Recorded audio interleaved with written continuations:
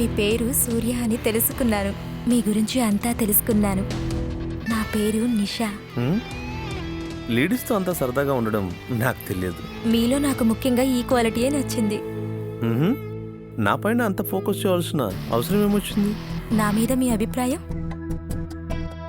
I mean, అందంగా ఉన్నానా? ప్రేమించడానికి పెళ్లి చేసుకోవడానికి పనికొస్తానా? నేను జ్యోతిష్యుని కాదు. మీరు జ్యోతిష్యుని కలిస్తే ఆ విషయాలన్నీ బాగా చెప్తాడు. మీలో సెన్స్ ఆఫ్ హ్యూమర్ చాలా ఉందే.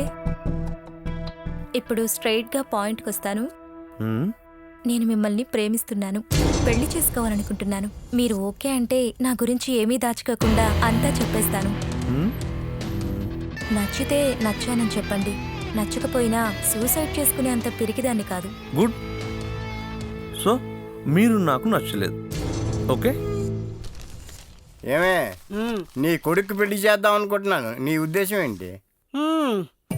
నా మాటకి మీ దగ్గర విలువ లేదుగా. ఏదో పెళ్ళ మీద ముచ్చటపడి సలహా అడిగాను అంతే. ఓ అబ్బో, కారిపోతుంది ప్రేమ. బిందెలతో పట్టుకుంటాను ఉండండి. అక్క, బావకి ఎదురు చెప్పకే, అడిగింది చెప్పు. బాగా చెప్పాను బా. అరే బామర్ది, బా ఎవ్వరం చాలా దూరం మాటల దాకా వచ్చినట్టుందే. వాడే పిల్లని ఎత్తుక్కున్నాడు అనుకో, రేటు తగ్గుద్ది.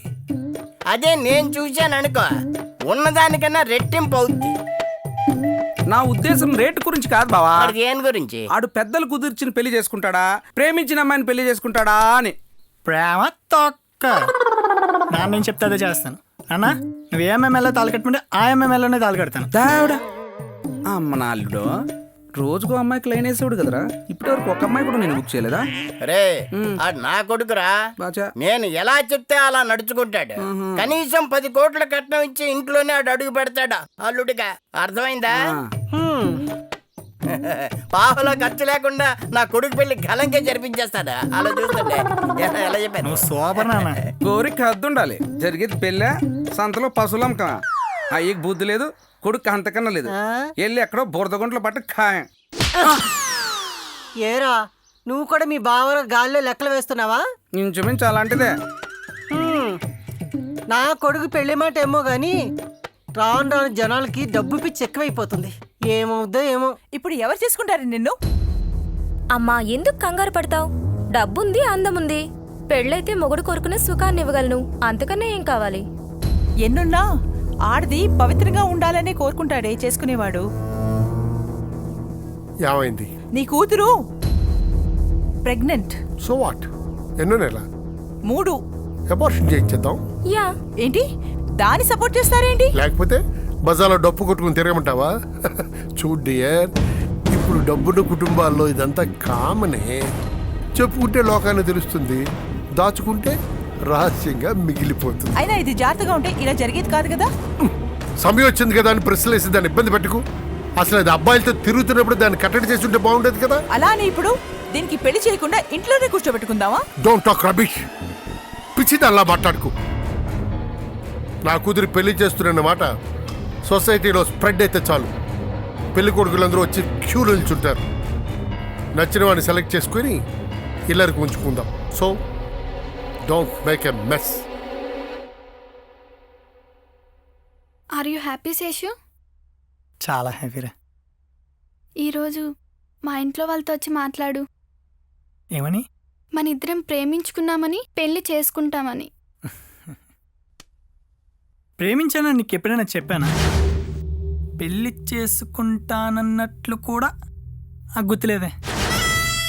నేను మీ ఇంటికి రాలేదు, నువ్వే మా ఇంటికి వచ్చావు. అది గుర్తించు.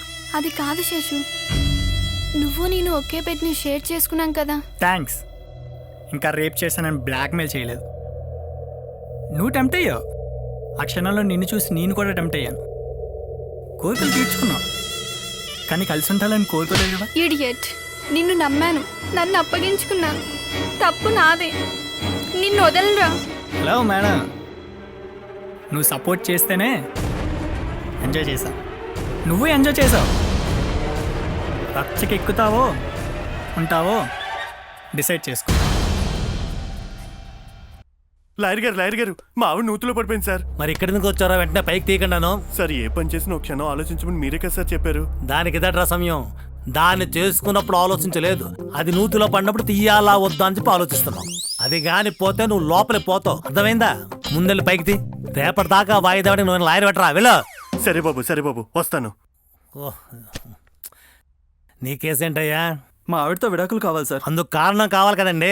అది కాఫీలో షుగర్ ఎక్కువ వేస్తుంది, అందుకని నాకు షుగర్ వ్యాధి వచ్చింది సార్. కాఫీలో షుగర్ ఎక్కువైందని, పప్పులో ఉప్పు ఎక్కువని చెప్పి పెళ్ళాలకు విడాకులు ఎవరో జడ్జి గారు ఇలాంటి కాఫీలు తాగి విసిగేసి ఇలా షుగర్ ఎక్కువ వేసిన పెళ్ళాలకు విడాకులు ఇవ్వచ్చని తీర్పిచ్చే వరకు నువ్వు ఆ కాఫీ తాగవలసిందే. మేము తాగట్లేదా? వెళ్ళు. అలాంటి తీర్పు వచ్చిందో కొబ్బరి చేస్తాను. వెళ్ళు. దాకా నేను బతుకుండాలి కదా సార్. రాత్రి అలాంటి తీర్పు రప్పించమంటావా? వెళ్ళు, నేను కొబ్బరి చేస్తాను. వెళ్ళు. Okay sir. అన్ని దిక్కుమాల కేసులే.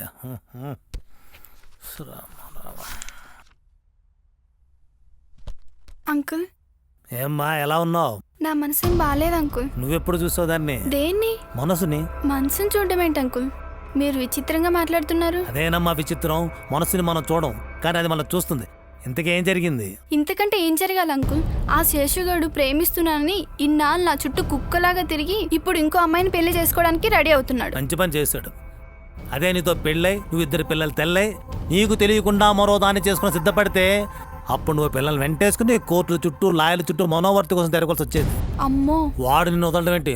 నువ్వే వాడిని వదిలే.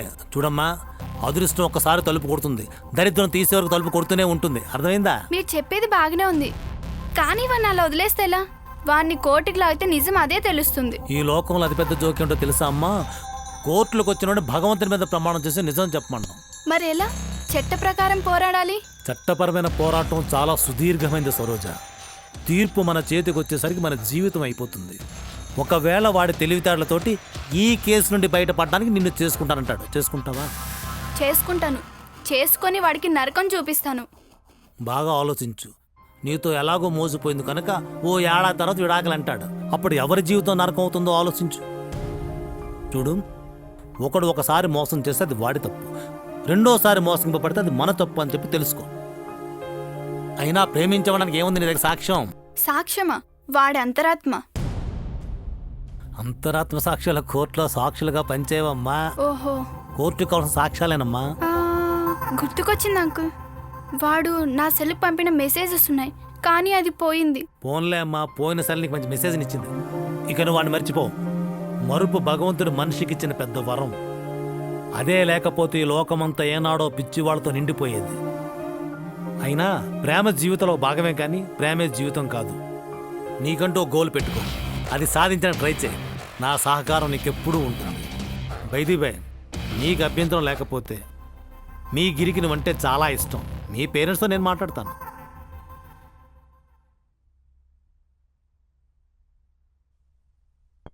ఏంటి అమ్మాయి అసలు కనిపించడం లేదు ఉదయం నుంచి? ఏంటోనండి, అది ఈ మధ్య ఇంట్లో తక్కువ, బయట ఎక్కువ ఉంటుంది. అది బయట తిరుగుతా ఉంటే మరి నువ్వేం చేస్తున్నావు? చిన్నప్పటి నుంచి మీరు చనువు ఇచ్చి నన్ను అంటారు ఏంటండి ఇప్పుడు? అది కాదు ప్రీతి, చిన్నప్పటి నుంచి మన అమ్మాయికి ఎంత చనువు ఇచ్చినా ఆడపిల్ల బయటకు వెళ్ళేటప్పుడు జాగ్రత్తగా ఉండాలమ్మా అని చెప్పాలి నువ్వు. ఎలా చెప్తారండి? మీరు జాగ్రత్తగా ఉంటున్నారా ఇంట్లో? నేను జాగ్రత్త ఉండకపోతే తను ఉండదా? ఏమంటే బావగారు, మా చెల్లెలు జాగ్రత్త చెప్తున్నారు. జాగ్రత్త. వాళ్ళ అన్నయ్య పెద్ద లాయర్ ఉన్నాడు, గుర్తుంచుకోండి. భలే చెప్పారు. లేదు బావగారు, పొద్దున్నుంచి మా అమ్మాయి కనిపించిపోయేసరికి కాస్త కంగారు పడ్డాం అంతే. ఇప్పుడు కంగారు పడే లాభం ఏంటి బావగారు? ఏంటనే మీరు అంటోంది? ఏమైంది? ఏమీ కాకూడదని నా బాధ, అందుకే నేను వచ్చాను. బావగారు, మీరు ఏ విషయాలైనా సూటిగా చెప్పరు, వంకర్ టెంకర్గానే చెప్తారు. మీ లాయర్ బుద్ధి పోనించుకోరు కదా. తిన్నగా చెప్తే తట్టుకోలేవు. ఏ ఆడపిల్ల తండ్రైనా తను చిన్నప్పటి నుంచి ప్రేమగా గారాభంగా పెంచుకున్న తన కూతురు తప్పు చేసిందని సడన్ గా తెలిస్తే తట్టుకోలేవు. అందుకే ఇలా నా చెప్తున్నాను. ఈ రోజు ఇలా మాట్లాడుతున్నారేంటన్నయ్య? నాకేం అర్థం కావడం లేదు. అది విన తప్పు చేసిందా? ఈ రోజుల్లో ఈ ఏజ్లో ఉన్న ఆడపిల్లకి అంత ఫ్రీడమ్ ఇస్తే తప్పు చేయలేదన్న సొద్ద అబద్ధం అమ్మా. జనరేషన్లో మార్పు అమ్మా. ఏది ఏమైనా మీ అమ్మాయి తప్పు చేసింది. ఏంటండి ఇది?